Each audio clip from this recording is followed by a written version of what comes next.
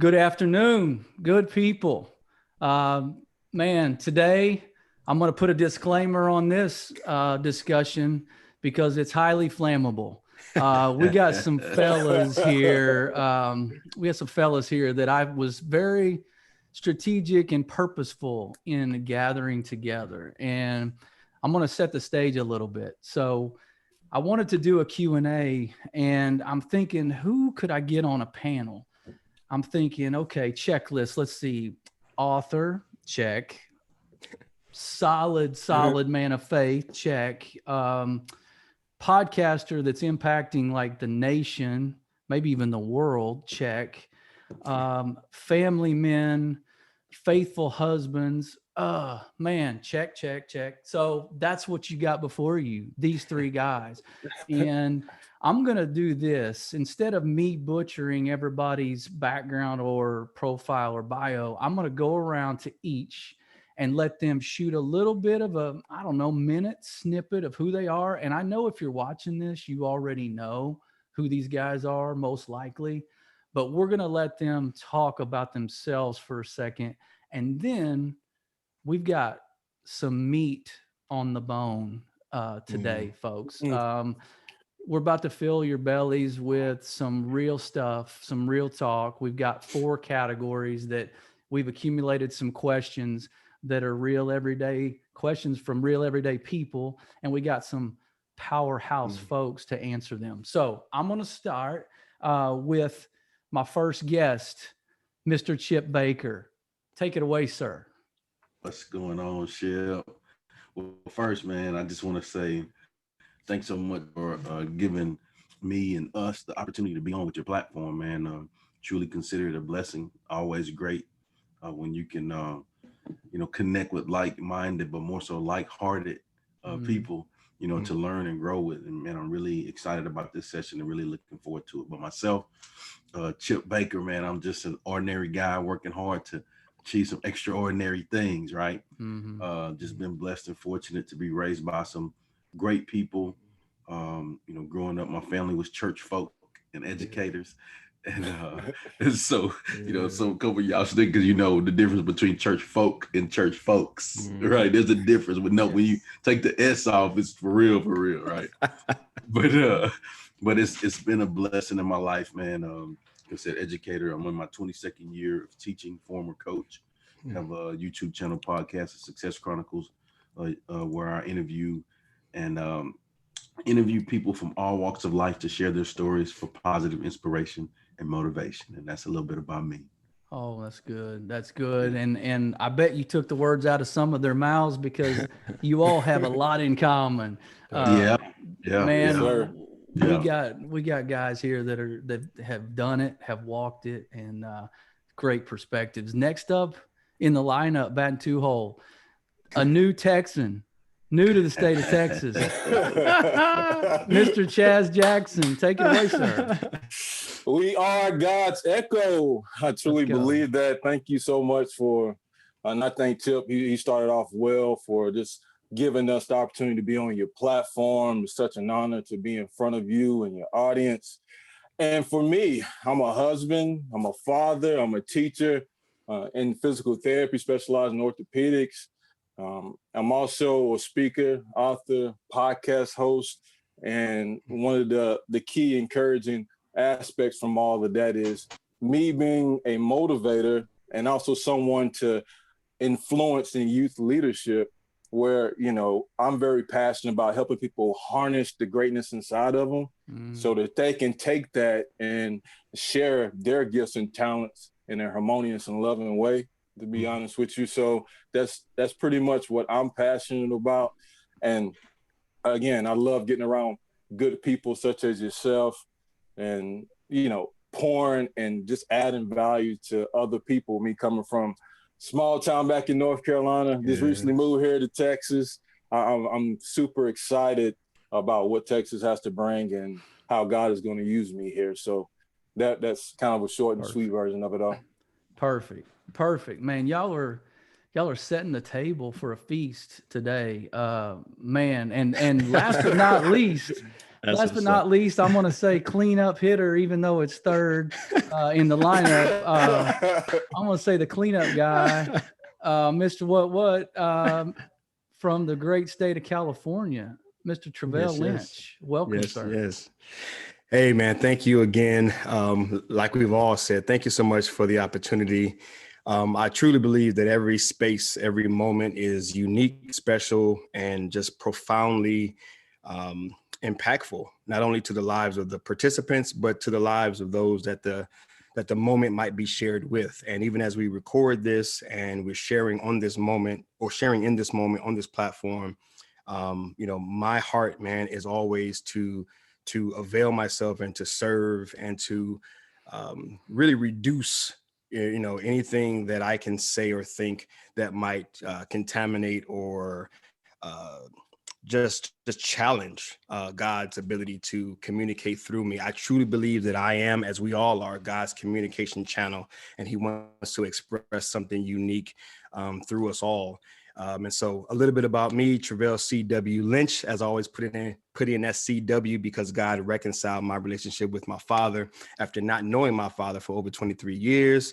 Online, they called me Mr. What, because I believe that knowing what God created you to be is knowing your worth, the worth that you really represent within this world.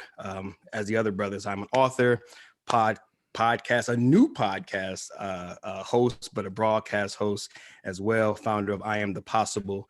And yeah, man, my desire again is just to be of service and to avail myself in such a way that God is able to communicate through me without any hindrance.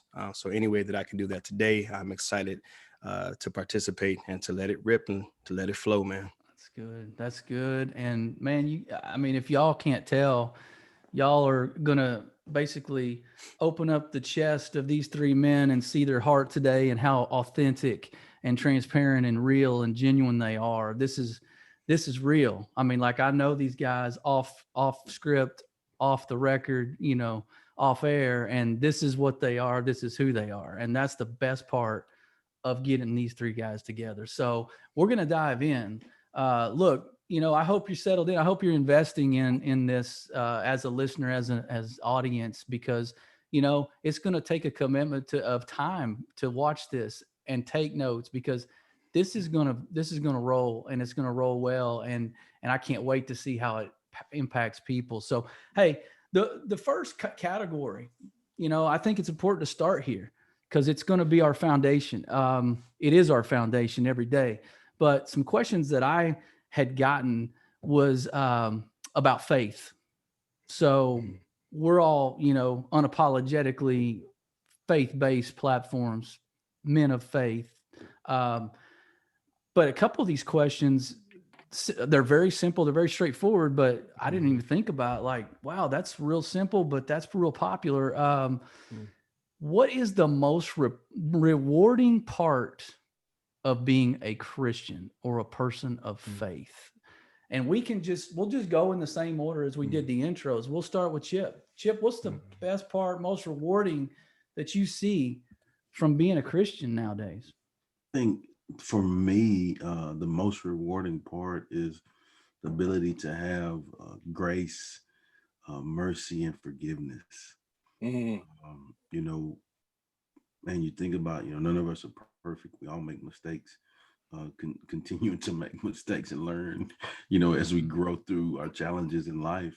But man, I'm so thankful to have that grace, mercy, and forgiveness. And what it allows us to do is, find the blessings in each of the lessons, right? And it allows us to take those and use those to be a blessing to others. Yeah. Come on.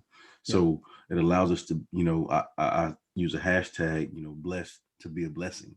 And I strive to do that every day because I know where, he's taking me and my family from, some of the tough things that we've grown through, been through in our life, a lot of things that I really don't even talk about today because it's hurt to the core, but what it's allowed me to do is take those blessings within the lessons and use those to help others. And that's why I'm so passionate about what I do. So for me, in being respectful to the other guys because I'm ready to hear their thing.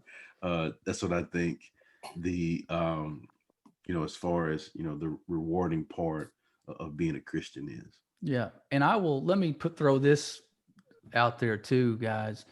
We can, if someone's got something to add, let's just throw it out there, and talk across like we're having a discussion. If rather than make it so rigid and formal, like I had originally thought, I think, man, if someone hears what Chip says and wants to throw something in, man, throw it in. Let's make it real life, sitting around. I got a cup of coffee. We're sitting around the table and we're chopping it up. That's it. All right. So Chaz, I'm going to leave it up to you to go next, and then we'll just leave it open as we go, and people throw in what they think is powerful rather than have to remember it and come back to it. Does that sound all right?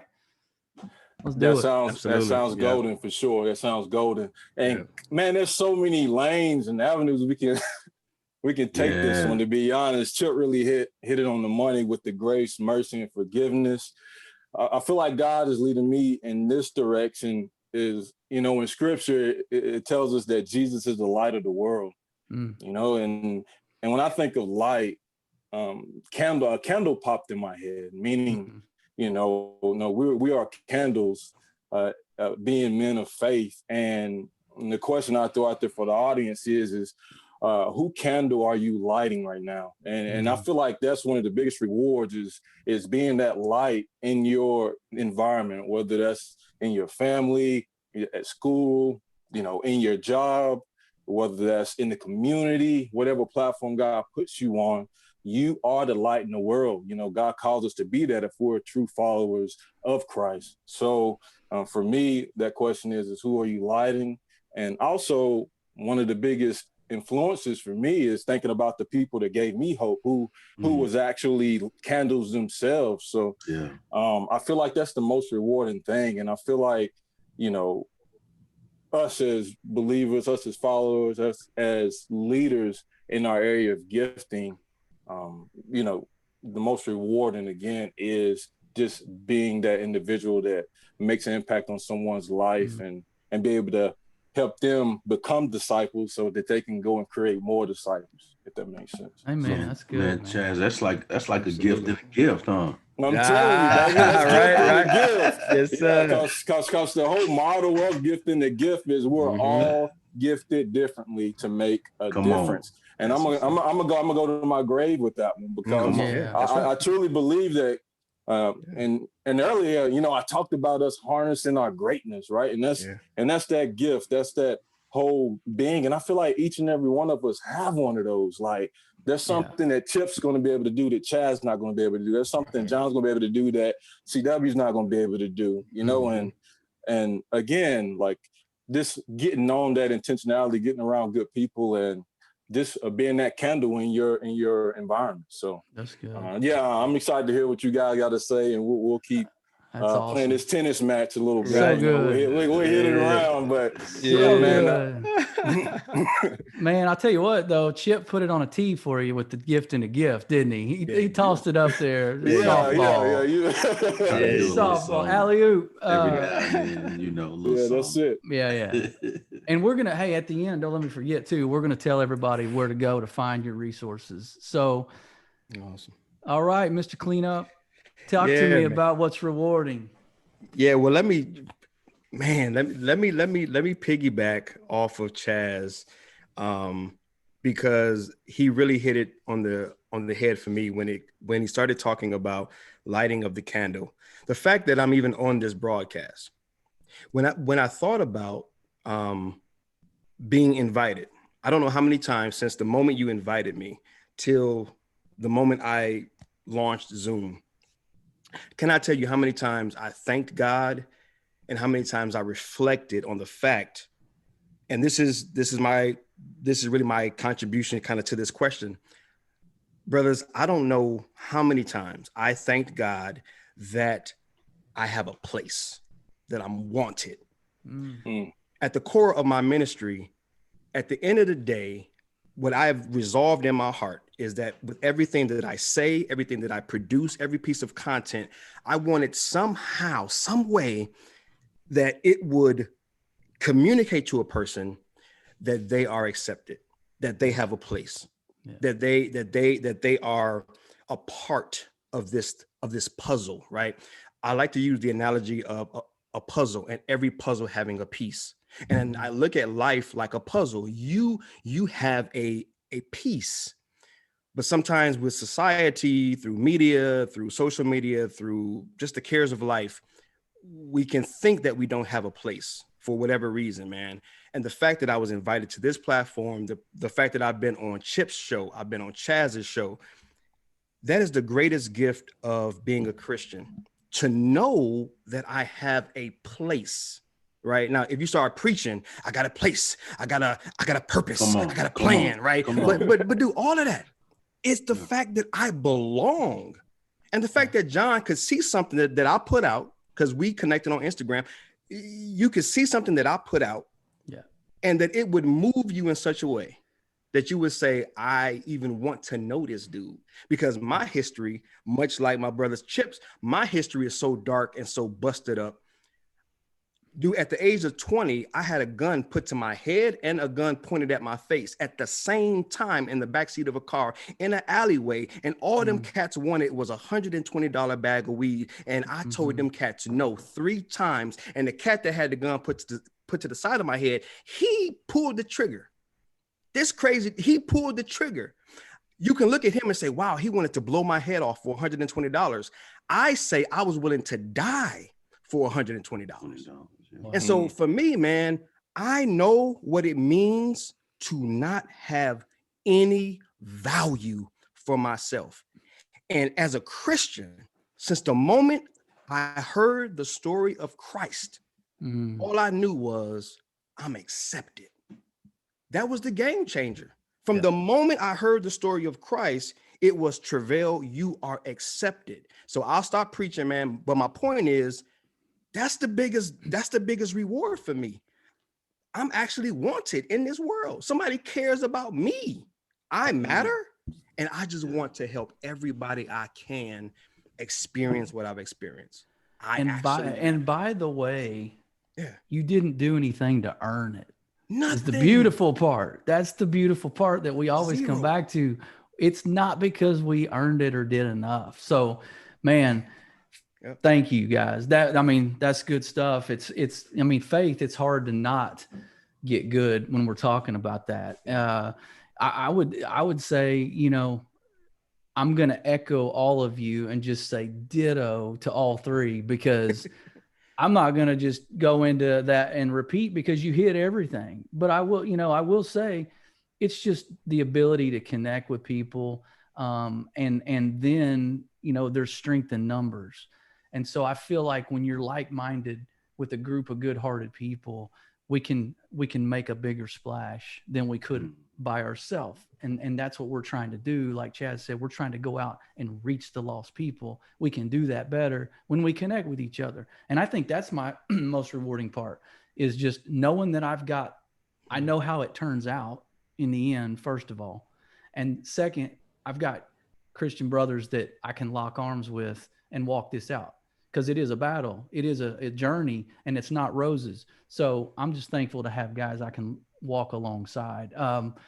I say we hit another question under faith, because I think it's worth it. And I think there's somebody listening who might be kicking the tires on their faith. Maybe they might be, I think I'm going to heaven, but I don't, do I walk this out every day? And my struggle is, how do I do it around people that aren't in my bubble of Christianity?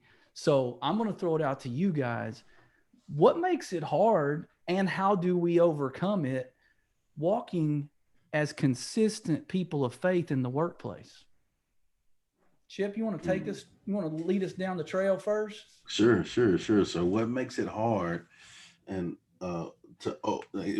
restate the question for me, because I was trying to write it. So what makes it hard, and so what makes it hard first? 2 questions, and then how do we overcome that and get through what makes it hard?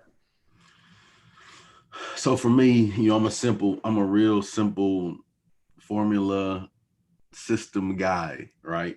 So for me, I'm gonna go formula on you on this one. Yeah. I think for me, optimal discipline equals optimal results. So so optimal discipline equals optimal results. How come nobody's got a whiteboard behind them, man? We when- got to be Right, writing taking this up notes, on the right, exactly. chalkboard. Right. And when I say that That's good shit, stuff, man. what I mean is you have to think about what you want the results to be ahead of that. You know, so Yeah. as you're taking your faith walk, you know, what do I want to be? And you talked about, you know, what all of you guys are and what you do. You've talked about that in the intro. So like those things didn't just happen, right? You know what I'm saying? So it's been some work to get to that place. It's been some, you know, ups and downs, trials and tribulations, living and learning. And so as you do that, you're constantly looking at, okay, what do I want the result to be?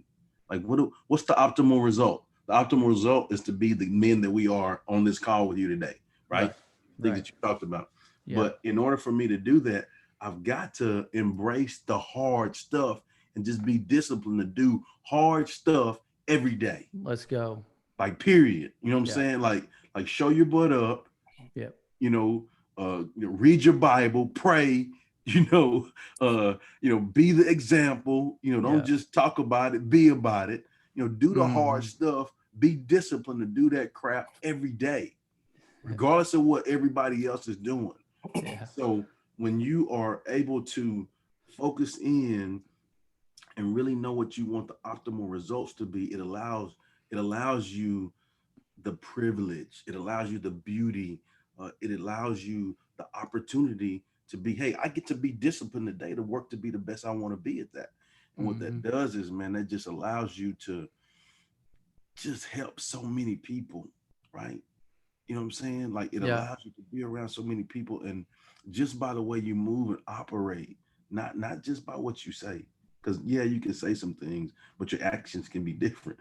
So by what you do, you know what I'm saying? People see that.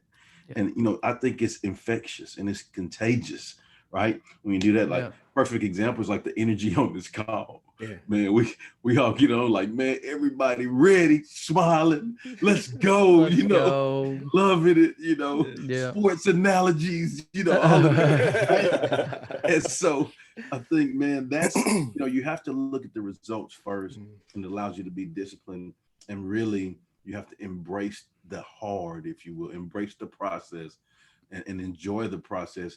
And that'll really, you know, help you overcome. It'll help you get to a place to where, I mean, like, that's what I do. That's what we do. Right. Yeah. You know, and I think that's kind of the answer for me. Wow. Man, I thought faith was boring. Why are we having all this fun? Man? I thought Christians were boring, man. No way, man. This is too much fun. This can't be about faith. Hey, we are the possible. Let's go. Come on. What?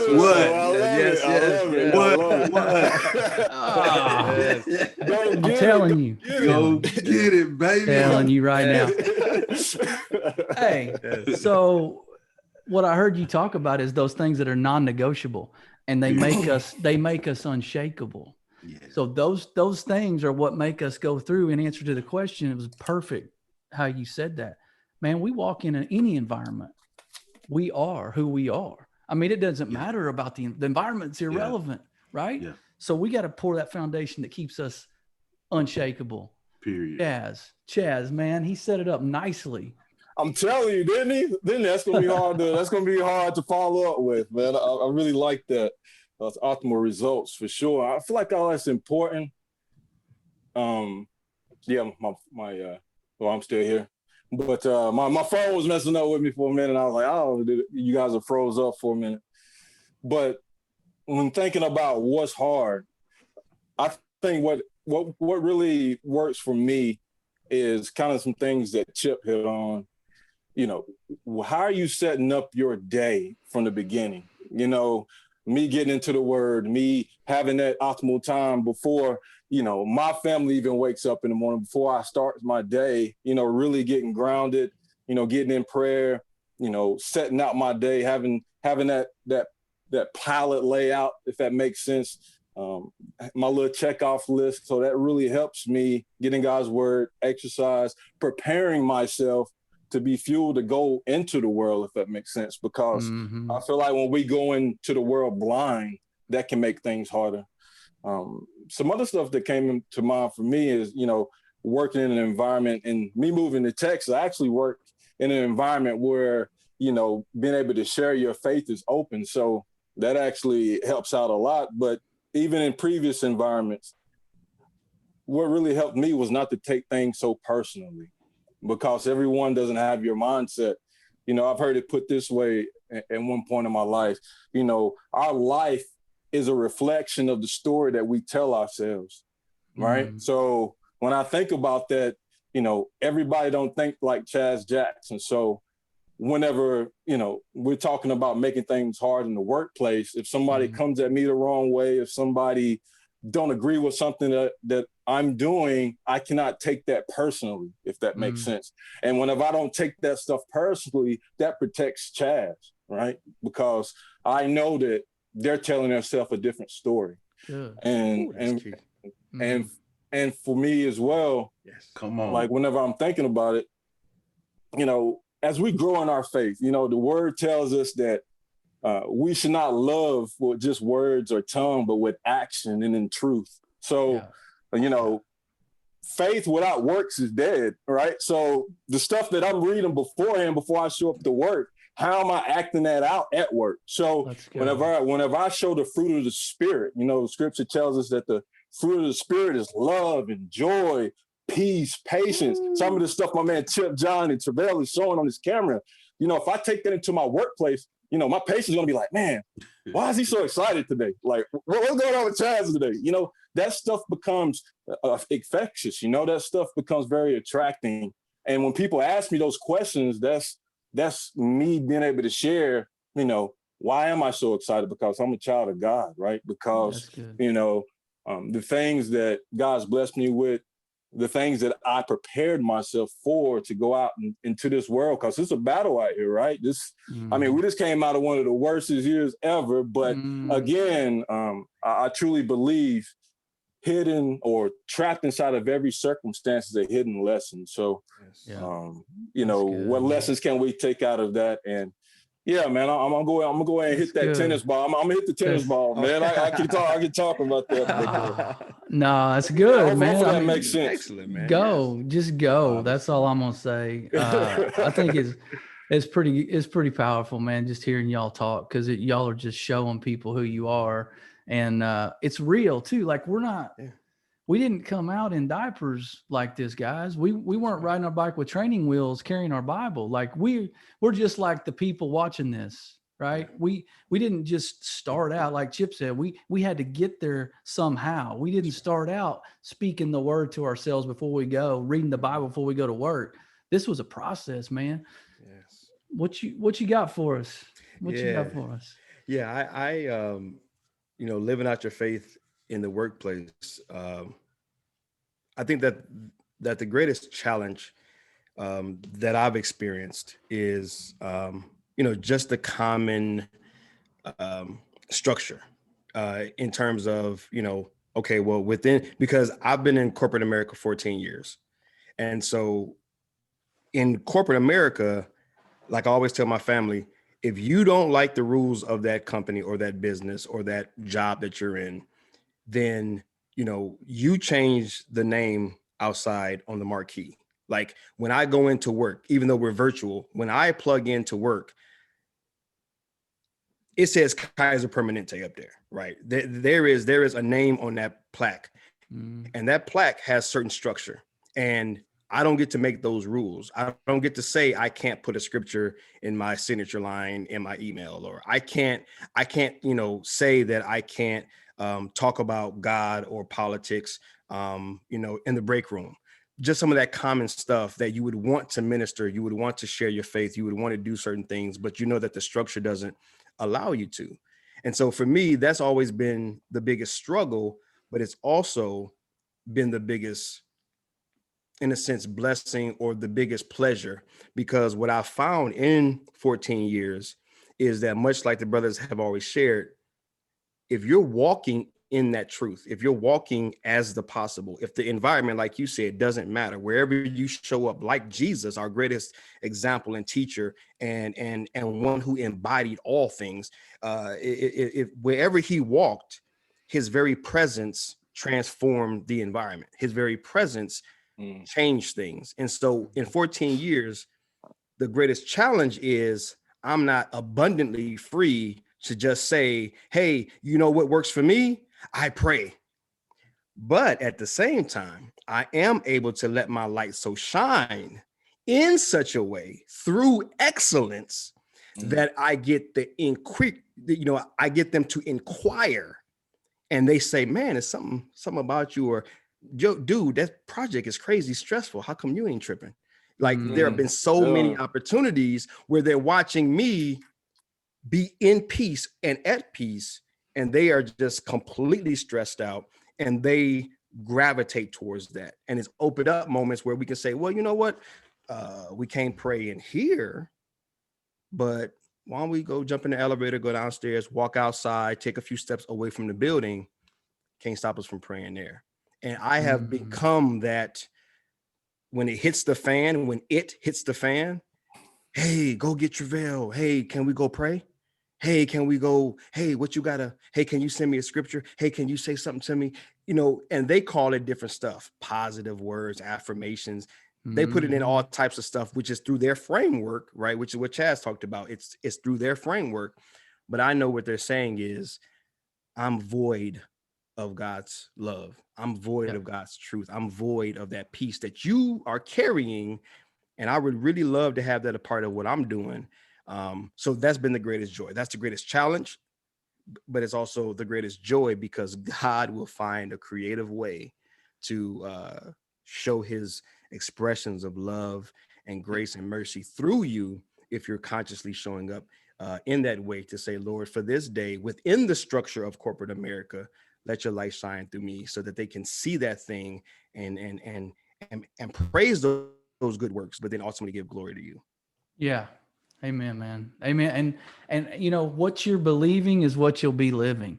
And so when you're out there and you've got this belief in you, it's coming out of you without you even trying. And that's what people respond to. Like you said, man, they're going to gravitate to that person that's not beating them over the head with religion, but they're attributing everything good in their life to something beyond themselves. And people don't understand that. That confuses people. Yeah, Chip. And I want to share this, just hearing all of you guys talk about, your personal experience and how you do what you do, with God moving you. All that rhymes, man. I'm feeling it. But no, I want to share this story, man. I have a good friend of mine, Terrence Price. I don't know if you met him yet, John, but great guy. He was our area Fellowship of Christian Athletes guy in the Bryan College Station area, and then he moved on to be the chaplain FCA guy at West Virginia University, and does lots. He was on with Harp, right? He was on with Harp on your podcast. Yeah. Great guy. I mean, just a great, good home, firm foundation dude. You know what I'm saying? Just like all of us are on the call here. Yeah. But he was raised in a small town, raised in church. By his grandmother. His grandmother said something to him. Baby, when you go out and do your thing, everybody may not be have a firm foundation or raised in the church with the principles that you have. So first off, you need to know that it's a blessing that you have that. But then second, you need to know that everybody don't have that, and so sometimes they may not go to church all the time like you, and so you're going to be the only God that maybe some people get to see. Right? Yes, sir. And so show that. Maybe you need to show that through you. That you're the God that they get to see, and so by your actions, just be that. And so just hearing you guys talk about that reminded me of that story. Yeah, that's so good. Thank you. That was so good, man. That fit right in. That was the puzzle piece for that discussion that Travell talking about. All right, so we're gonna move along here. So the next category that came up was the R word, and everybody knows it. Relationships. We got a couple people on here that are really professional at relationships. Some people might have even wrote a book about relationships. I don't know. I'm just guessing. But no, so I have a couple questions for you guys that, we could talk for 2 hours on this, but I want to try to break it down to a couple tangible things people can practically walk it out. And so I'm going to throw this out to you, Chip, since you may or may not know somebody who wrote a book on relationships. So what's the key? We can talk for 2 hours if you want on this, but what's the key to a healthy relationship? Doesn't have to be spouse, doesn't have to be, it just anything. There's always a foundation to relationships, right? No matter what they are. So we talked about what's key. Yeah, I think for me, I'll hit you with this quote that I start with in the book, Effective Conversations to Ignite Relationships. And that's my second book. But the first quote is from one of my former pastors, Pastor Danny Green. And his quote is, "Our life moves at the speed of our relationships." Hello. Right? And so when you think about it, those people that are doing great things in life, they have amazing relationships, with themselves, with God, the people that surround them. Those people that are not, they probably need some better relationships in their life to help them, And so the key component to having those great relationships, I feel, is effective communication and the ability to communicate, throughout anything that you're going through. And there's some constants in relationships. I'm not going to go too far because I want to get those guys, but there's some constants. I think that you have to have effective communication in relationships. I think you have to have respect in relationship. I think you need to have love, of course, in relationships. I think you need to have mutualistic actions, right? You know what I'm saying, in relationships. And so those are just some of the key constants that I feel you should have in relationship to help you be effective. And really, again, it goes to that communication piece. That's so good. Speaking of communicators, let's go, Chad. You're the communicator. Hey, the communicator. Okay. Yeah. So, what pops in my head? We'll go back to the greatest leader, Jesus. In scriptures, we talk about when one of the Sadducees came up to Jesus and asked him, what was the greatest law, that we should follow? You mean, because, back in the Old Testament, there were so many laws. I think there was over 600 laws, 669. He asked Jesus, what was the greatest law? And he gave him two answers, but for this relationship, that maintain a healthy relationship, the one that really stood out to me outside of loving God with all your heart, all your soul, and all your strength, he said, love your neighbor as yourself. And I really want to hit home on that as yourself part, because a lot of times, even us as men of faith, we constantly think about loving our neighbors, serving.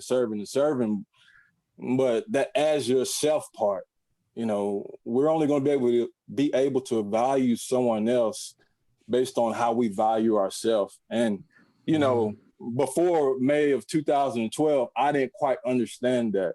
I mentioned it, my wife pops in my head, how, we've been married for 7 years, but we've been together for 14 years. So she's seen Chaz Jackson in his brokenness. And before we got married, May of 2012, I was in a car accident. By the grace of God, I was inches away from a head-on collision. That didn't happen. I crashed into a wooden gate. I was arrested. In 2012, I was battling with alcohol abuse. So, me loving my now wife the way that she needed to be loved was not ideal, right? Because, for me, even dating back to my childhood, there was a lot of emotional baggage for me. And when I talk about emotional baggage, I'm talking about problems that didn't quite have a solution. So a lot of traumas and dramas. I grew up in a negative environment, drugs and alcohol, domestic abuse, you name it. I saw it at an early age. So all of these problems that didn't get any solutions, it was in Chaz Jackson's bag, and I was carrying it. And at times that bag gets heavy, right? So I gravitated towards other things like drugs, alcohol, even sports, me being an ex-collegiate athlete, I even can use that as an example to help me carry that bag. But it took that impactful moment. And my wife now, Amy, I call her the MVP of my life because, and I gotta say that because without her and this phrase that I'm going to share with you, and I won't take too much longer, but it changed my life. And the lawyer that was dealing with my case with this alcohol charge, I was looking to go back to jail, and he told her to leave me. And the whole idea behind all that is, I asked her, I was like, why don't you leave me? I mean, I've been dragging you through the mud all these years, and you still with me. And she said something that changed my life. And it kind of wraps back around that value portion. She said, I haven't left you yet, Chaz, because I see something in you that you don't see in yourself. And that put me on a journey to be where I am now through counseling, getting really authentic with God, and just getting good people like you guys around me to help equip me to become who I am right now. But I say all that to say this, when I'm thinking about relationships, you have to learn how to value yourself. As I was taking that walk, and obviously there's a lot of struggles with that. I don't know everything. Everybody has a story. I've met so many people that even went through way more than Chaz Jackson ever went through. But my story helped me create value for myself. Therefore, when I did get married, when I did have kids, I was able to love them more because I learned how to value myself.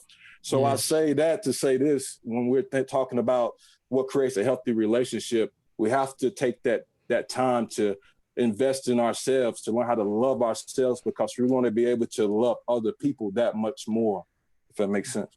Oh my gosh. Yeah. It makes a ton of sense, man. And you stated that so well, because I know that's a heavy story on your heart, but it's also been a heavy part of your journey, your testimony, and your impact. So, man, thank you for sharing that. Man, Travell, I know you know what it's like to have healthy relationships. So in your opinion, talk to somebody right now that's struggling, doesn't know what the key is to it. Yeah. So ultimately, it will always come down to communication. But I think communication is like a blanket, right? Like an umbrella that kind of covers everything. I think that my personal, contribution to it, I've been married over 20 years, together over 22 years. And so when I look back at Blue, right, what was the thing that really kept us together? I want to share two quick things. The first thing was because we got married young. My wife was 18, I was 23. And so because of our story, right, we were already with child, as they say. So our story is one of, as one of my old mentors said, you weren't supposed to make it. Your story, you guys weren't supposed to make it. You're not supposed to be where you are. You were supposed to fail. But anyway, that's a whole nother story. But I remember very distinctly when we first got connected on this, we're going to get married thing, because our pastor said, oh, you guys are with a child. You've given your life to Christ. Guess what they normally do? What's that, Pastor? You get married. So we always laugh and joke about that story about him kind of making us get married, but he really just lovingly exhorted us to get married. But my point was, I remember one day we were standing outside, my wife and I, and we said something very simple to each other. We said, and this was like a very simple bond that we made. I'll look after you, you'll look after me, and I'll never have to look after myself. That's all we ever said. I'm 23. She's 18. We are children, fresh out of the hood, out of the streets, out of the mess. All we said, man, we have built a marriage, a life. We have 4 children, 2 adults, 2 teens still in high school, over 20 years of marriage. All we ever said, John, I'll look after you. You'll look after me. I'll never have to look after myself. And that was the foundation that for me and for mine, it really boils down to what keeps a marriage, what keeps a relationship, what keeps anything together. It is the idea that I am a contributor to the betterment of society, which includes this person that I'm a part of.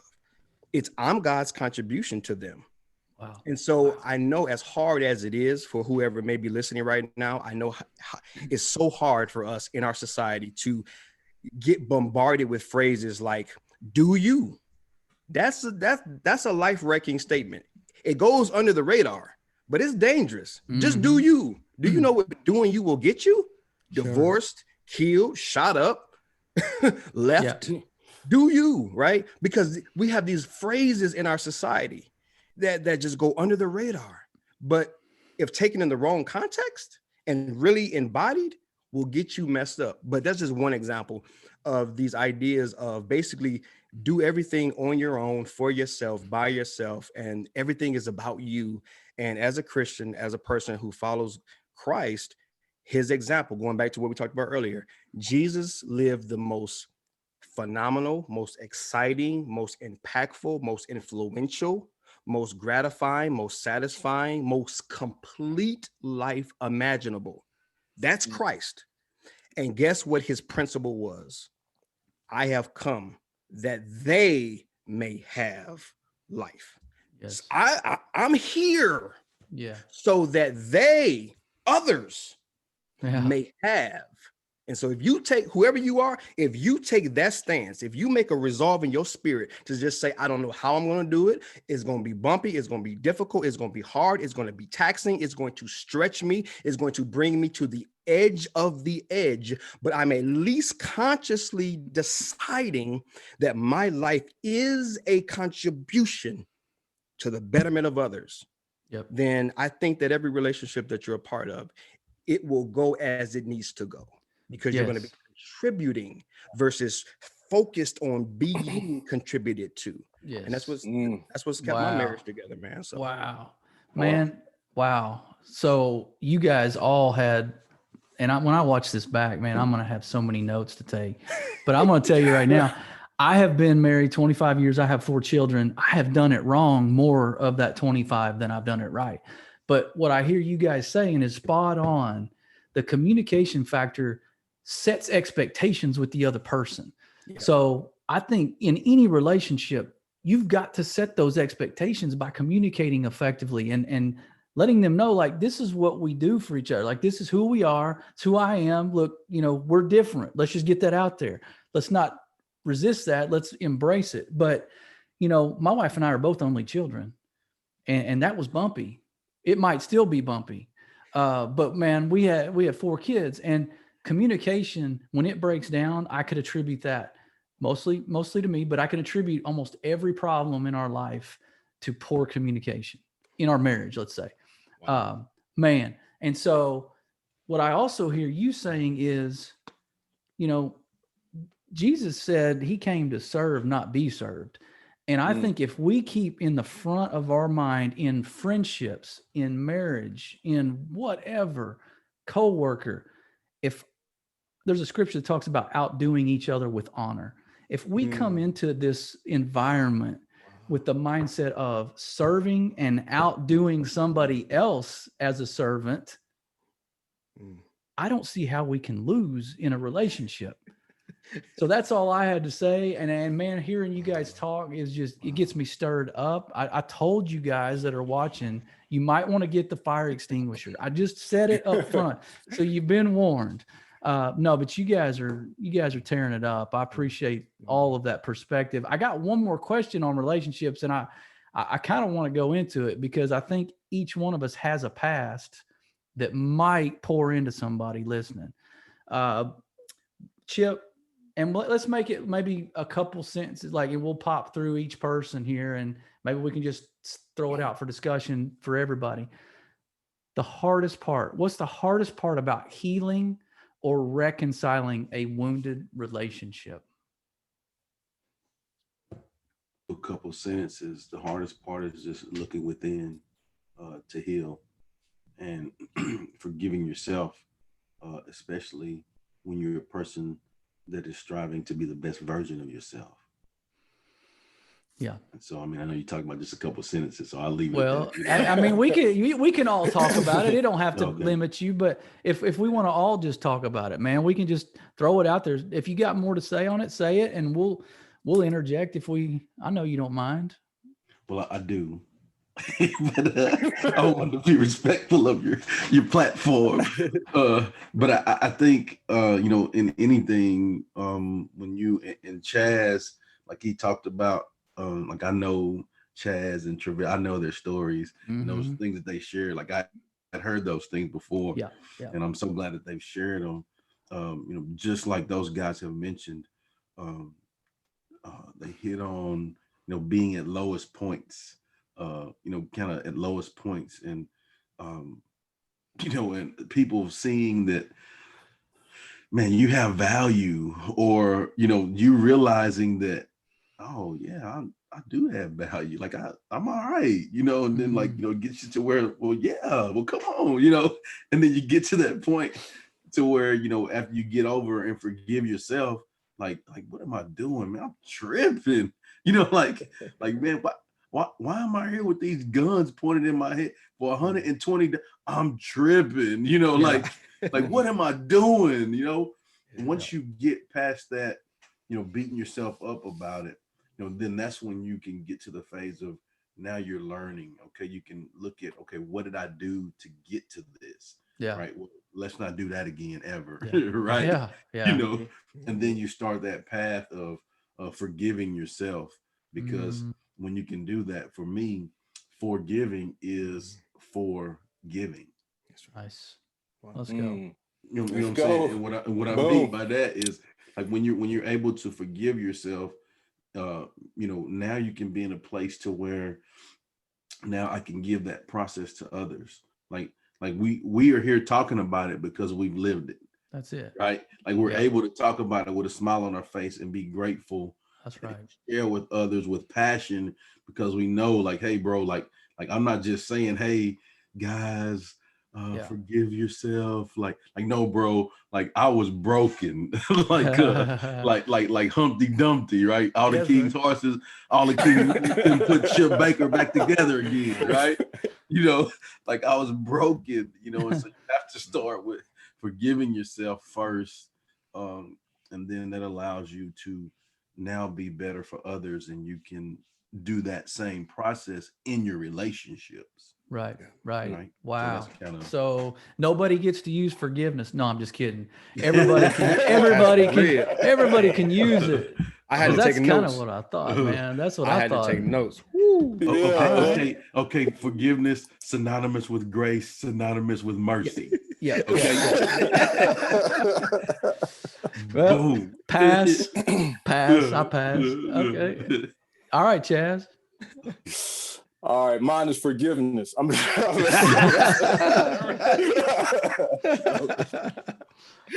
listening, but it's kind of in that same ballpark.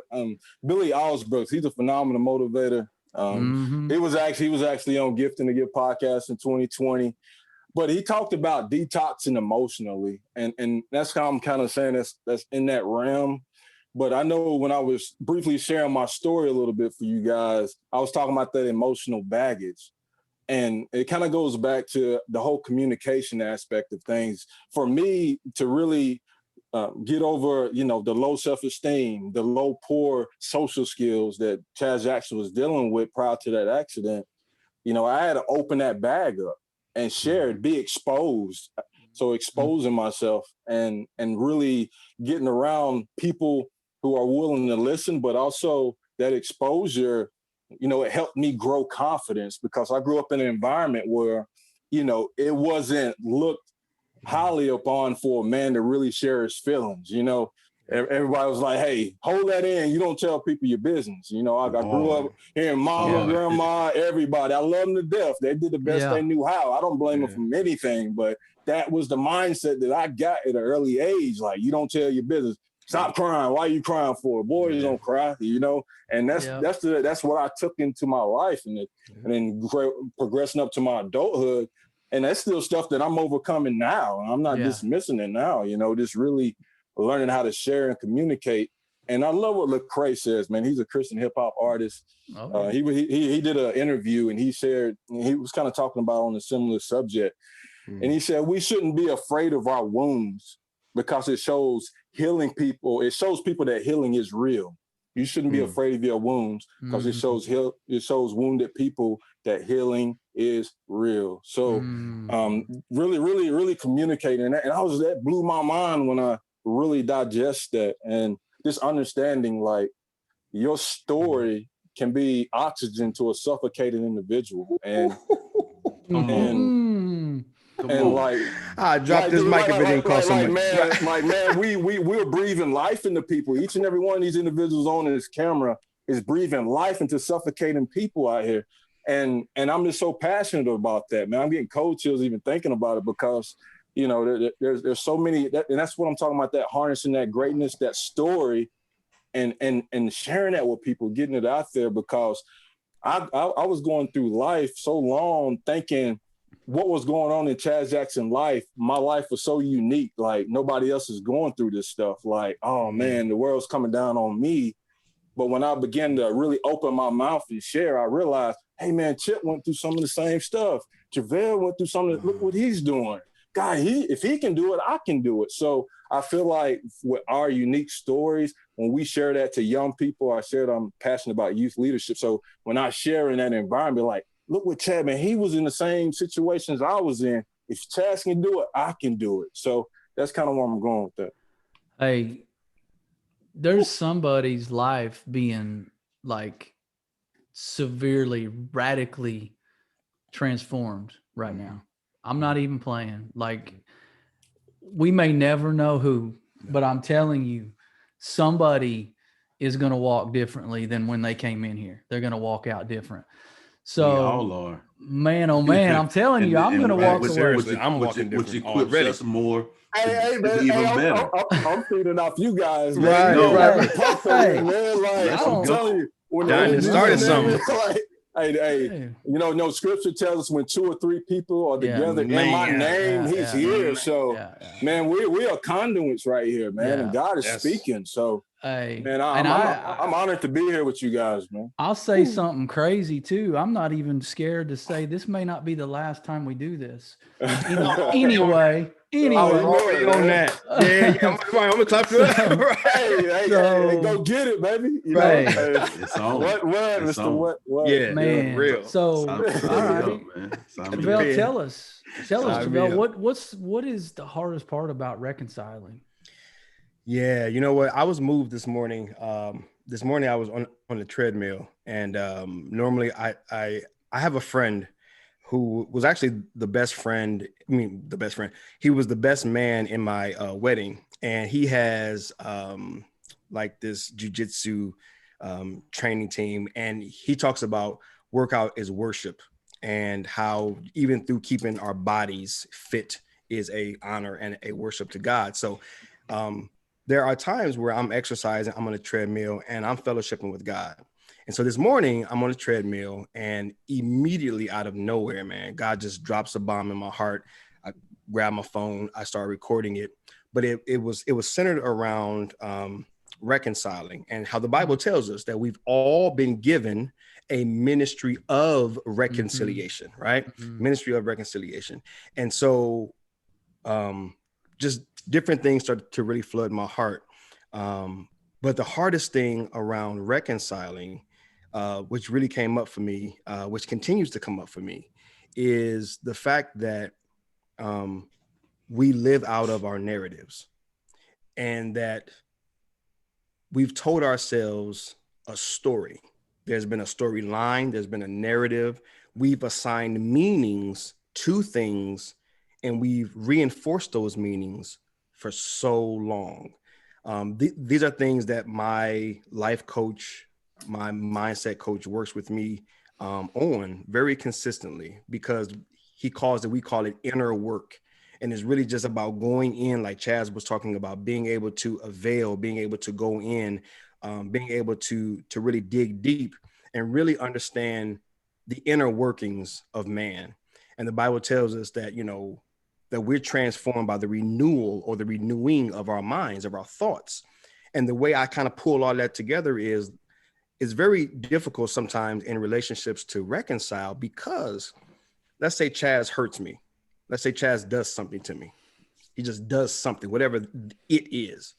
Immediately, the way that we've been hardwired and conditioned, I'll immediately assign a meaning to what he did. And if we don't deal with that thing in love, honesty, transparency, and get this, with a common goal of reconciliation, not going into the conversation like, hey man, let's get on a cell phone call because man, we got to talk about what you did to me. And you ain't really trying to reconcile. What you're trying to do is get your point across or let him know what he did or some other motive. But if two people come together with the common motive, right, where even the Bible talks about where two agree, where people, and we sometimes take this out of context, where we touch and agree, but really that is being translated as when we agree, as in us both agreeing that that thing is done, it's done. Not that we have to physically touch, but we actually agree upon the same outcome. Right. And many times when we're trying to reconcile within relationships, that's not the goal of the two people. It's not that we're agreeing on the same outcome, which is truly reconciliation. But my biggest point, I don't know if any of that makes sense, because sometimes I chase rabbit, but this thing is, if you don't hear anything else, the hardest thing about reconciling is that we've been conditioned to quickly conclude, which is AKA assigning a meaning to what's been done to us, a meaning that's normally tainted and coded with the world's ideals of what's been done or said. We quickly assign that meaning, and then we reinforce that meaning over time, months, years, sometimes over a lifetime. And we're never able to forgive that person or forgive ourselves because we refuse to own the fact that we can assign a meaning, and the fact, and this is something new that I'm coming into just a year ago, that I can change the narrative. Like I can own the meaning of what that was. And so for me, man, it's most people are not aware, they're not conscious to the meanings that they're assigning to the hurt in their lives. And if they're not aware that they assign the meaning, then they're not aware that they can assign a new meaning, that they can write a new narrative, that they can start a new story. And that the story, just like a book, like the books behind me, they don't have to end the way that you think it does. You can actually write a new chapter, literally, by assigning a new meaning to it. So I just think that that's not talked about enough. And people don't take advantage of the power of a changed mind. Yep. And what you're talking about completely sets the tone and paves the way for that forgiveness component to start to take place. Like it opens the door for it. And I'll even say, like I've said before, and I don't know, I guess God just gave this to me one day because I was thinking about baggage. I was thinking about forgiveness and struggles I've had with it. And man, if we bury it, we carry it. And the more we push it down, and like you said, reinforce the narrative or the meaning in a bad, unhealthy, toxic way, man, we're going to carry it for as long as we enable ourselves to carry it. And so it's drinking the poison and waiting for it to affect the other person. You know, you've heard that said. I mean, I'll tell you just briefly, like in my family, 2001, my dad comes from a big family. His only sister murdered by her husband on Valentine's Day. And at first, obviously, nobody thought it was that guy. But once it's all hashed out and it all transpires, guess who had to forgive somebody? Like I'm ready to, we're all ready to just get ridiculous about it. And it took time. That's what I'll also tell listeners too. Like, don't think you failed at forgiveness if it didn't happen tomorrow. If it doesn't happen tomorrow, it doesn't mean you're not on a path to forgiveness. We quit what we think we're failing at. And I will tell you, it doesn't mean that you're failing. I mean, because I'm going to tell you right now, years trying to forgive this person. So it's healthy for us if we get there. And I appreciate you guys and your perspective on that. Man, I don't know, man, I don't know how we can top the section before, but I'm going to group these last two sections together, if you don't mind. So we got leadership and we got purpose. All right. And there's some questions about these, and I think they tie pretty good together. I'm talking to leaders, guys here. I'm talking to guys who know really what their purpose is. That helps for the discussion, by the way. So I will say purpose is one of those big words out there that people throw around, kind of like love. We just kind of throw it out there. I don't know that we actually know how to put legs on that sometimes. Hey, talk to people, Chip. A question I got, I'll just read it just like it is. How do I know if I'm walking in my purpose? How do I know if I'm walking in my purpose? I think, man, that's so deep, because there's a lot of components. I think that go into that. Here it comes, JaVale. Yeah, here Let's it comes. go. Man, I think, man, first off, there's no thing wasted. As I hear us talk about, all of our experiences, and those things that we've grown through in our life, there's nothing wasted. And I think that we learn from everything that we're blessed to experience, right?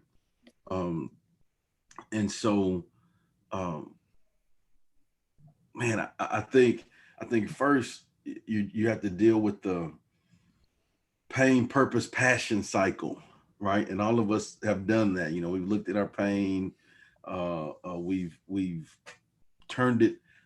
Okay, so what is the purpose for me to experience those things? Why did God put me in a situation to experience those things, right? And then once you find out what that is, it lights you on fire because it gives you what your passion is, right? And everybody that's on here that spoke, you can tell they speak with passion about what they do, and they do that because it's been some pain to purpose to passion, right? And so I wholeheartedly believe that when you are able to allow yourself to do that, it puts you in alignment with your assignment.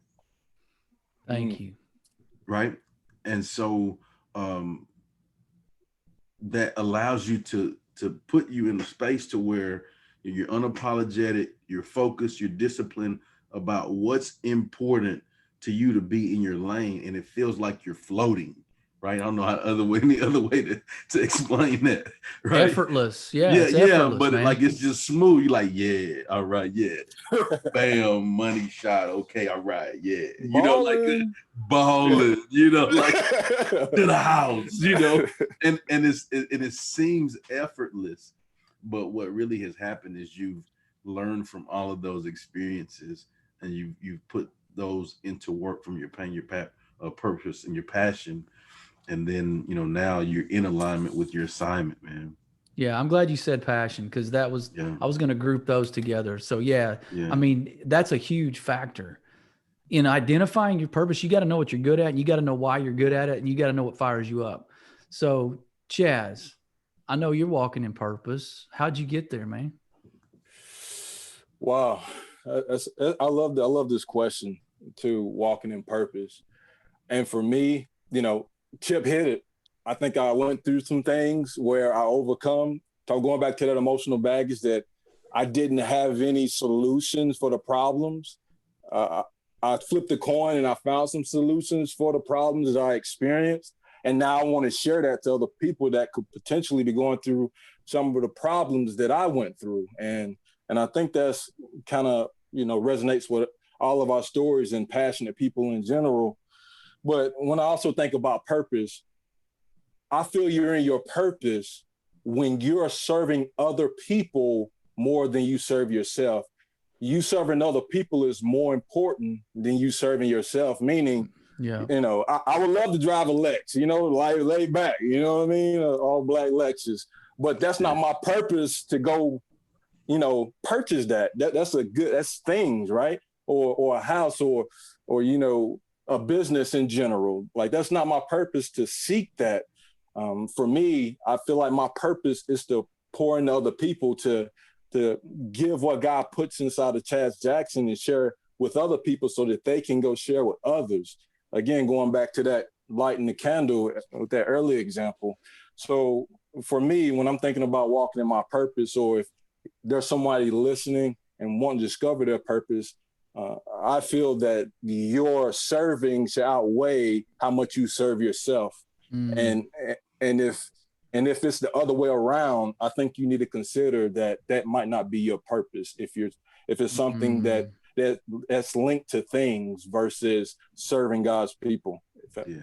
That's great, because people are going to be asking, how do I quantify that? And I think you just told them how. You know, if you're go down that list, and if you're doing stuff that benefits you more than somebody else, that probably isn't your purpose, right? That's a perfect way to say it. Travell, what you got? Hey, Travell, before you hit on, man, I want to jump in and say something. You know, Yes, just sir. seeing Please, that absolutely. Chaz has just moved to Texas, and you from Cali, and he talking about the Lexus, made me think about the Lexus flexes from Long Beach to Texas. Yes. Man, that took me back a little bit, man. I'm sorry. What you know about that? What you know? Wow.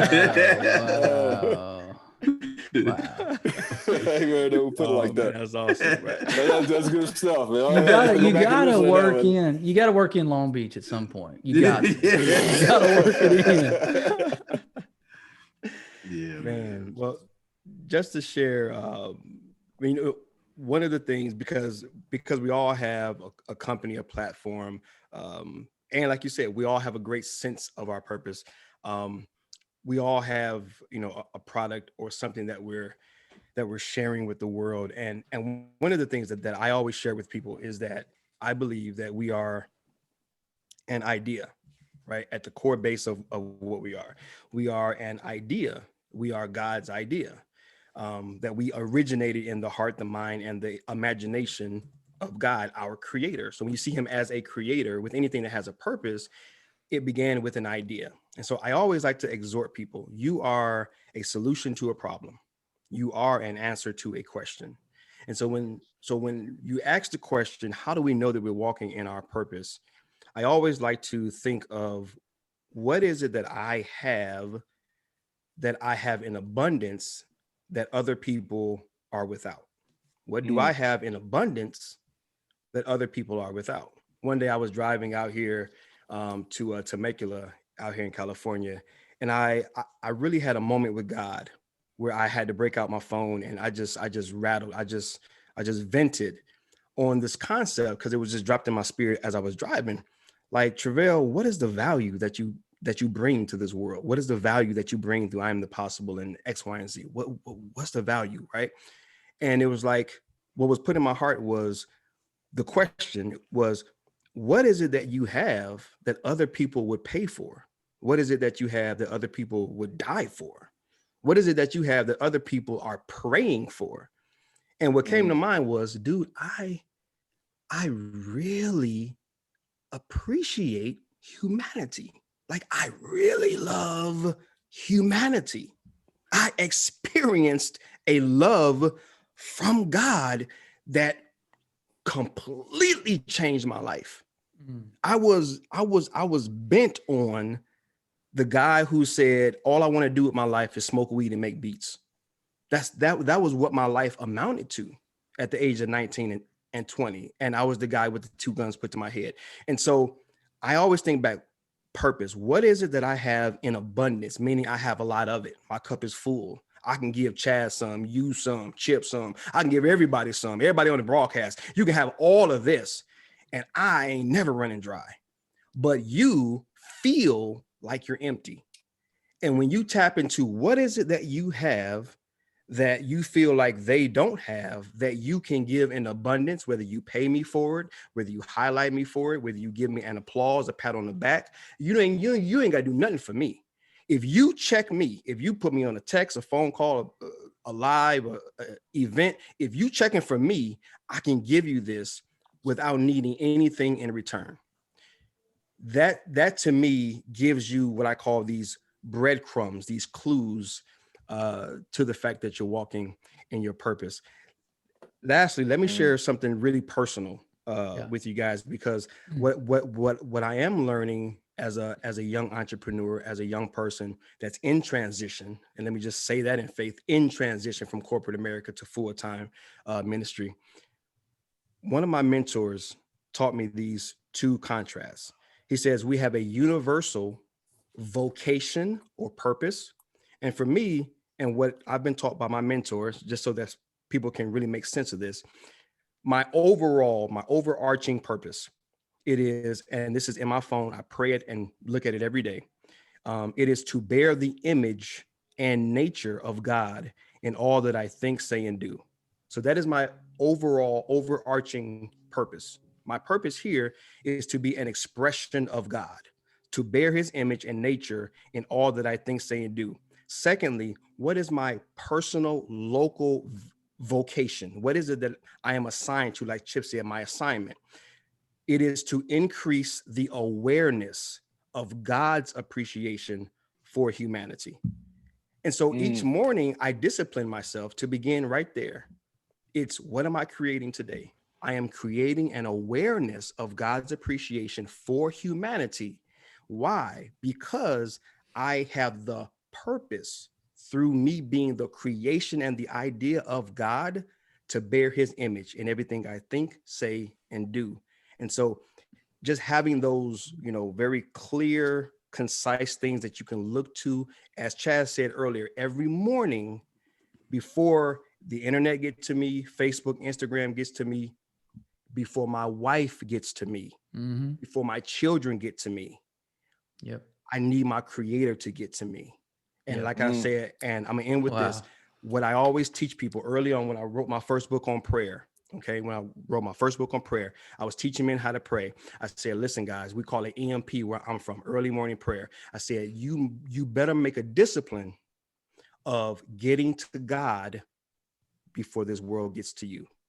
And so that's something that I do and have been doing over 20 plus years. I get to God before the world gets to me. And it's set me up for some great success. Yeah. Man, that's deep. Man, I'm that's about to drop my powerful. computer in here, man. That's Man. Silly, man. Let's go. That's good stuff, man. That's good stuff. Hey. I'm telling you. Start shedding clothes in Hey. here, man. Silly, man. I'm man. sweating, man. Hey. I'm trying out here, man. I'm feeding off y'all. I'm feeding. The energy right, man. Dude, the chain. That's that's deep. That's real deep. But it was also very practical and very simple to a degree that someone listening is going to get what you're saying. Like that landed. Good. Like you landed that plane right there where it needed to go. Because I hear people talking about passion on here. Like I hear all y'all in so many words, and just watching the body language. Passion's a key component, man. Yeah. It's got to line up with what you're good at. Of course, you got to identify gifts, but man, when you do see that, what you're good at, you get fired up. Then you get stirred up, because then God starts to move, and he starts to move you in that direction. And that's when he reveals those things when it's time. Like I want certain things when I want them, but that ain't always the plan. So man, I'm trying to stay in line with what God wants me to know when he wants me to know it. But it's hard. So the people listening, like it's hard. I haven't always been where I am now with it. Like I've been way worse at it, still growing. But how does fear creep? Oh, go ahead, Chip. What you got? Man, you got one. Man, like I was trying to hold back here, but I got to share this one, man. Sure. So here's what I want everybody that's checking this out and everybody that's here to understand. Like John, the big man made you as you, right? Yeah. The big man made me as me. Chaz, the big man made Chaz as Chaz.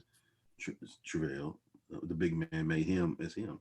And so, I mean, that's just the four of us. But then when you look in the world, like really, there's no one else in the world like any one of us. Go. Say that again. Let that sink in, folks. Say that again. Say that again. So there's no one else in the world like you, right? So what you have to understand is the big man made you special and for a purpose. You already got it in you. Like you don't have to go search for it, right? You just have to do your thing, like live your life, allow him to move within you and find those again blessings and the lessons because it's in you. Like we all have things within us that we can take to make things better and help other people, right? And so, in order for us to find that clarity, we just have to know that, we're the sum total of our environment, our experiences, our relationships, and our actions. And we just have to make sure that all of those are in alignment to the purpose. Like Travell talked about, if you're putting yourself in a faith-based environment, if your experiences are based on things that are glorifying the big man, the relationships that you have are positive in a manner of, walking in the right light, and your actions, all of your actions are destined and determined to doing that. Like you said, you have a focus, Travell, and if you just do those things, like you're good. Like you don't like that's what you like, that's your life, that's what you do every day. So you don't have to seek for it. Like it's in you. Yep. That's so good, man. So good. I can't believe no one's even really talked or said the word clarity yet. I'm glad you said clarity. That's a takeaway. I mean, that's my takeaway too. Because man, once you have that, it's like wiping the lens off. It's like wiping the lens off, man. And you can walk so much better. We can walk so much more steady. Impact. So I'm gonna throw out a word, and we're just gonna have you tell me what the first word, one or two things that come to your mind when I say it to you. Okay, Chip, you ready? Let's get it. Fear. Punch it in the mouth. There you go. Let's go. All right. Hey, I mean, that's the first thing, man. That's what I want. That's what I want. I ain't never scared. No. Never scared. No, just attacking it. You have to attack the fear. Okay, Chaz, fear. Not the enemy. So you gotta come at it like Chip said. I think we always look at fear as being an enemy. It's against us. I feel like there's a good fear as well when we do take that leap of faith. I know we've been talking a lot about faith. On the other side of that fear is bliss. So yeah. Wow. Fuel your fire with the fear. Okay. What you got for me? Fear, Travell. Yeah, the first thing was limitations. And kind of going back to the framework, as I think that where I am in my journey, that my current, conditioning is when I hear fear, it's limitations, man. Because I am the possible. It's like, I don't want nothing to prevent your possible. Right. So, right. Yeah. Limitations. Awesome. All right. One more or a couple more, maybe. Courage, Chip. Stepping into your bowl.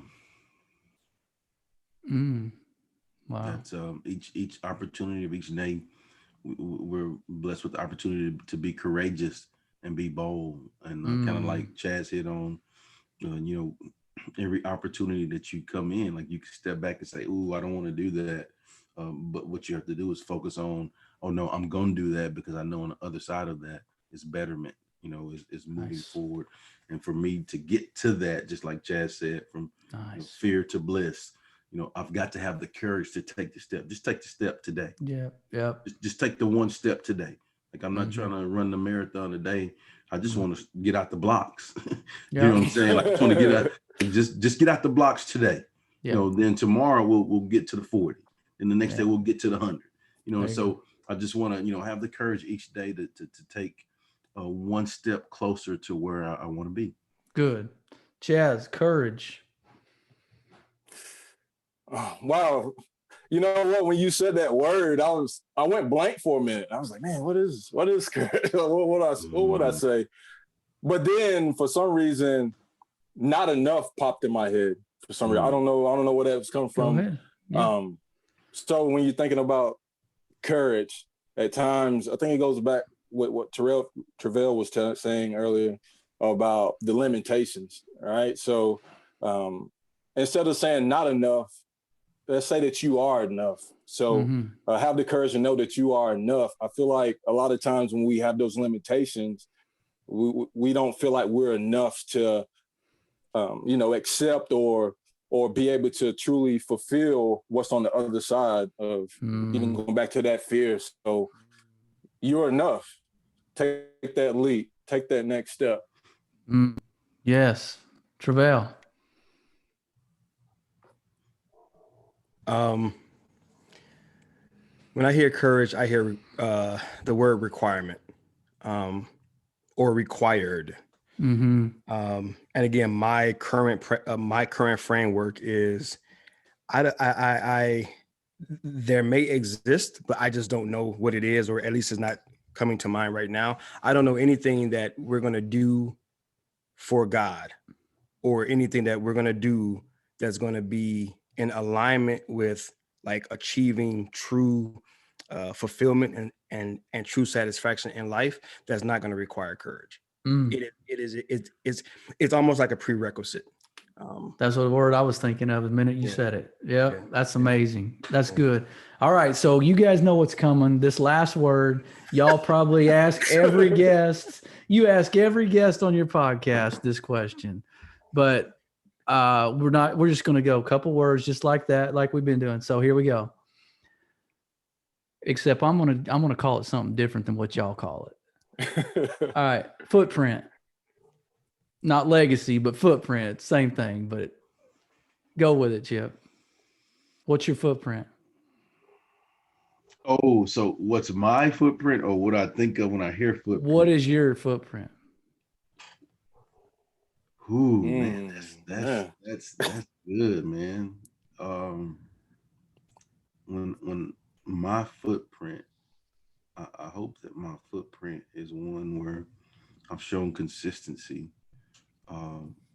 with helping people with I guess my mission takes me back to my mission. My mission is to take care of people that take care of people, right? And so within that, my goal is to provide consistency, to take care of people and be a blessing, man. When we started off early in the show, I told you I use a hashtag that, blessed to be a blessing. And I wholeheartedly believe that, man. Like I wholeheartedly believe that, the big man has blessed me and my family in so many ways. I mean, yet, I'm nowhere where I want to be, feel that I need to be, but I'm good with where I am because I know that I'm truly blessed. Yeah. Right. Yeah. And so just, for me, I just hope that in all things that I do, I can provide consistency and leave that footprint. Good. That's awesome. Isn't it funny how we could almost say what someone else's footprint is a little easier than we can our own. Like we can talk about someone else. You could probably go through all three of us and tell us what our footprint's going to be. Jazz, what's yours going to be, man? Dude, you coming out the woodworks with these words, right? I'm already sweating. Now you got my head smoking. I was like, man, what's going on, John? You know what? When I think about footprint, for some reason, I was thinking about my death. And, I pray, when it's time to create my obituary, when those papers are slide across the table, my wife's sitting there. And when we're talking about footprint, I want her to be able to write on that paper that Chaz took the daily challenge of becoming a passionate visionary who was determined to leave a legacy for himself by adopting unwavering life values and serving others in the area of gifting led by God. So that's the paragraph that, again, like gifted differently to make a difference. I'm going to the grave with that. And I want her to be wholehearted and passionate and confident and just willing to be able to write that on there and say that, hey, he took those steps. That's the footprint that he left. And that's what he left on other people's hearts. So that's my footprint. Good. Solid gold. All right, Travell. Well, the footprint, and then I'll follow it up with just something that I always say whenever given the opportunity. The footprint is you are accepted. Doesn't matter who you are. So just you are accepted, because again, That's what I didn't have. That's what I did not have. I did not accept myself, and I did not feel accepted by society. So you are accepted is my footprint. With that, there's something that I always tell people. I put it in my posts. I put it on my website. The greatest thing that you will ever become is accepting of what you already are. And for me, that summarizes everything that I get up each and every day and do. It's maybe one day, maybe one moment, maybe somebody, just one, will actually come to the realization that I'm accepted because of what I am, not because of what I do. Just because I am. Just because I am. So that's my footprint. Wow. And I don't know who didn't need to hear that's watching. So man, that's a solid message. And it's an ongoing message, hopefully. Gentlemen, man, this has been, I mean, I can't even, there's not a word big enough, but it's been a lot of fun. I know that. We're going to go around the horn here and let people know where to get resources for each of you, where they can find some of your podcast interviews, videos, books. Let's start with Chip. Where can people grab on to some of the resources you've got out there? So my YouTube channel podcast is Chip Baker, The Success Chronicles, and all of my social media is at Chip Baker TSC, as in The Success Chronicles, except for Twitter, and that's Chip Baker 19. And I'm on every platform you can think of, even TikTok. No dancing, no. I'm on TikTok as well. No dancing, but the typical thing, I like for everybody, go check it out. Like everybody, like, follow, subscribe, rate, comment out. Yes, that's fine. But for me, I learned a long time ago in my life that it ain't about me. And so, if you go on there and you see something that you like that will be a blessing to someone that you love and care about, I just ask that you just please share it with them in hopes to make our world a better place. So that's where you can find me. Wow. Chaz, where can we find you? Man, so ChazJacksonSpeaks.org is the website. You can link up with me there. Platforms at Chaz Jackson Speaks. So all over. I actually been inspired to get on Twitter. I'm not on Twitter yet. So that's coming soon. Hopefully today, actually. But I need to get on there. But yeah, so at Chaz Jackson Speaks on all platforms. Gift and the Gift. That's the podcast on all podcast platforms. And the same boat with Chip, resonate, let us know, let me know that, you checked it out. And if not, if it doesn't resonate, or if it do resonate, catch it and then toss it to somebody else. And you also know you can reach me from this giant John right here. He know how to get in contact with me. So yes. Yeah, so definitely. Thank you for everything. Absolutely. Travell, where can we grab a book or a podcast or something from you? Yeah, man. Keeping it real simple. I am the possible. I am the possible.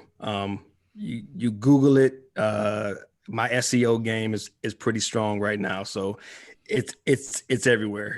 It's whatever, whether it's YouTube, Facebook, Instagram, website, URL, my new podcast, I Am the Possible Pod. Just put in I Am the Possible and all roads will lead to all channels. I've been working really hard. I don't know if I got it. Oh yeah, you know what? Yeah, this is something I'm really proud of, man. And there's a testimony behind this, but this U.S. Trademark, man, I fought for this U.S. trademark. And so I've worked hard to put I Am the Possible on the map and just to have a singular flow to everything that I create, man. So if you're looking for me, just type in I Am the Possible anywhere. And you will find me. Don't forget the. I'm not I Am Possible. Too many other people out there with I Am Possible. I am the possible. Good. Yeah, that's the one that we want to find anyway. The one that says I am the possible. So hey, all right. Hey, I'm gonna close this out. And audience, it goes without saying, you're gonna go away different than the way you got here. You're gonna feel different. You're gonna live different. because of what these guys had to say, because they've lived it. They've been on both sides of the fence. They've experienced heartache, pain. They've experienced success and purpose. We've all walked through some form of fire, and we've all relied on good people to help us through it, just like you. We're no different than you. So if you're watching, it's possible for you to overcome, to conquer, and, through Christ and through your faith, all things are possible. So I just encourage you to challenge yourself, stretch your capacity for growth, stretch your capacity in relationships, forgive somebody, write a name down and pray about it. Get over that hump. Find your purpose, find out what you're passionate about, what you're good at. Think about, there was a reason. Nobody's made like you.